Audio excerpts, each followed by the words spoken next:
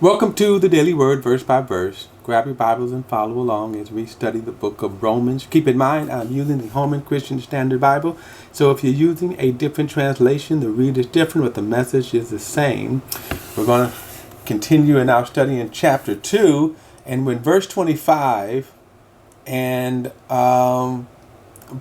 again, Paul is giving a scathing indictment of the religious person. One reason is because, remember, religious people, those who claim to know the way, those who claim to have the light, and yet are being hypocrites about it, they actually do more damage because, notice he says, the name of God is blasphemed.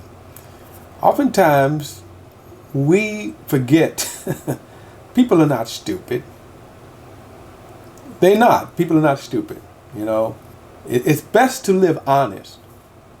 And when I'm saying it is so easy to be on a high horse, to point the finger.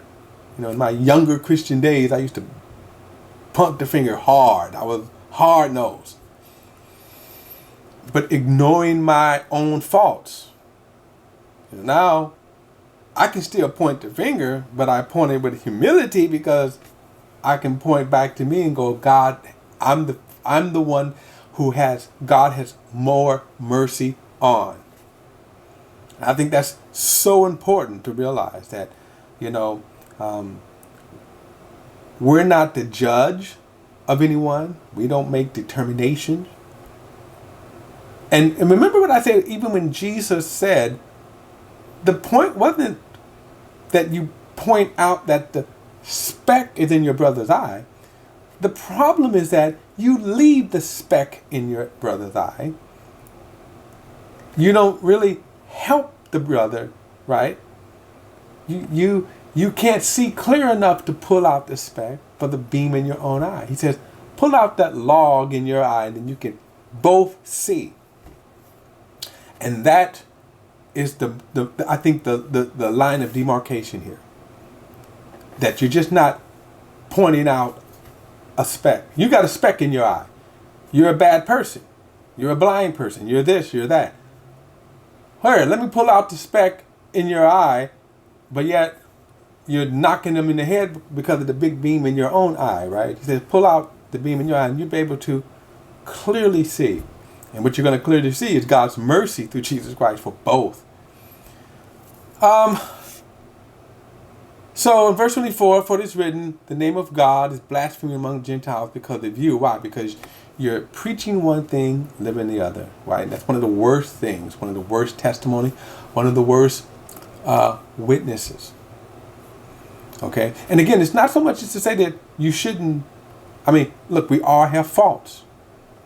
In humility, though, that's how we approach other people. You're talking about the haughtiness of people who will look down on you when they have faults themselves, when they have sins themselves. That's why usually when you see these preachers falling, usually it's because of the haughtiness of them.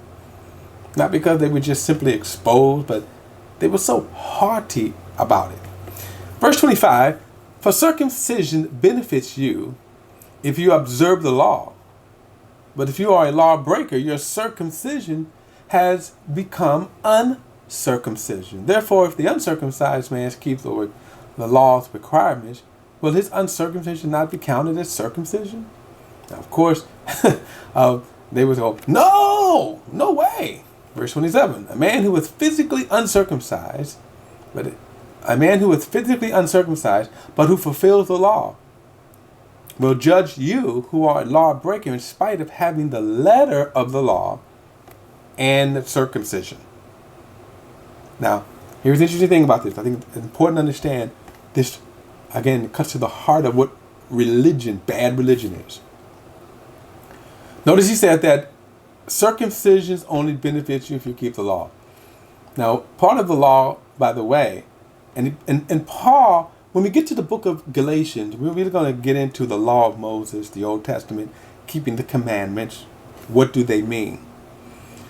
religious people, Paul is kind of now just only talking about the nature of the religious person and the hypocrisy. He says circumcision only benefits you if you keep the law. Here's the thing, Paul's not getting into this now, but if you're going to keep the law, you have to keep all of the law perfectly all the time. Now, you cannot do that, but that's not Paul's point here. Let's get back to, let's say, even if you could keep the law, part of the law was finding Jesus. The law brought you to Jesus, but you're not obeying that. Look at this example here. If you break the law, what point or what purpose is it of your circumcision? You got circumcised. By the way, those of you who don't know what circumcised means, it was a practice instituted as a covenant of Israel. The males of Israel had to cut the foreskin of their genitals off, and that was a sign of the covenant, the Hebrew covenant. And it was only for the Jew, by the way. But that it was a sign of the covenant. It was incorporated into the law of Moses.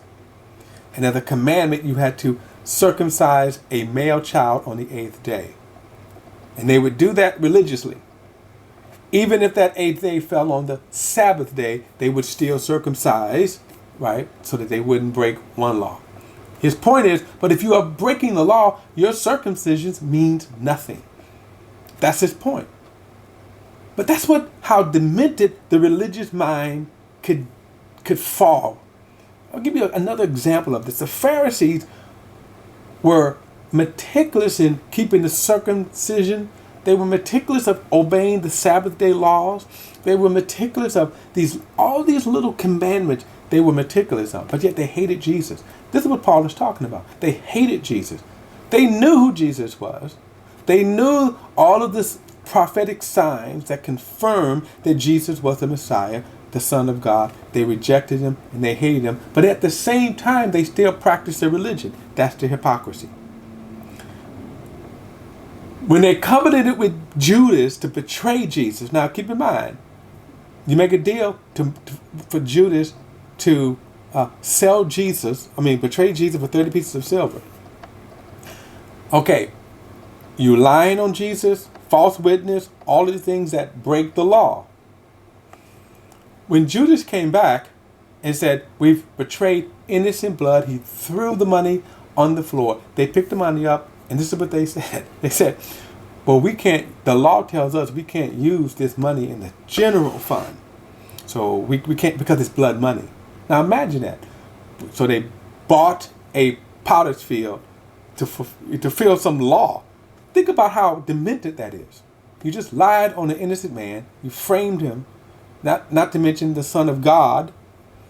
But yet you think by keeping that commandment is good. This is what Paul is talking about right here. Circumcision only benefits you if you observe the law. If you're a lawbreaker, your circumcision means nothing. Your keeping of the commandments means nothing if you are evil in your heart.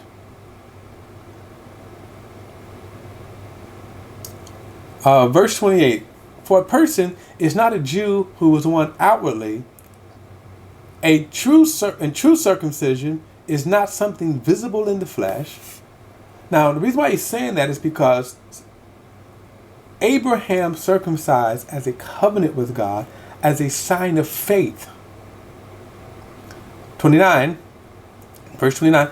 On the contrary, a person is a Jew who is one inwardly, and circumcision is of the heart, by the Spirit, and not the letter. That man's praise is not from men, but of God. So religion is following man's precepts. Religion is following man's. And that's why today so many people are confused by religion. They're confused by, I'm talking about even those within Christianity. I don't have time to get into this, but let me leave you with this kind of nice kind of statement right here. You know, oftentimes people are repenting for sins that may be sin in man's eyes, but not God's eyes. People are confused by that. Why? Because if you're following religion, okay, you're following man's precepts, man's commandments, man's traditions. And ultimately you're pleasing man.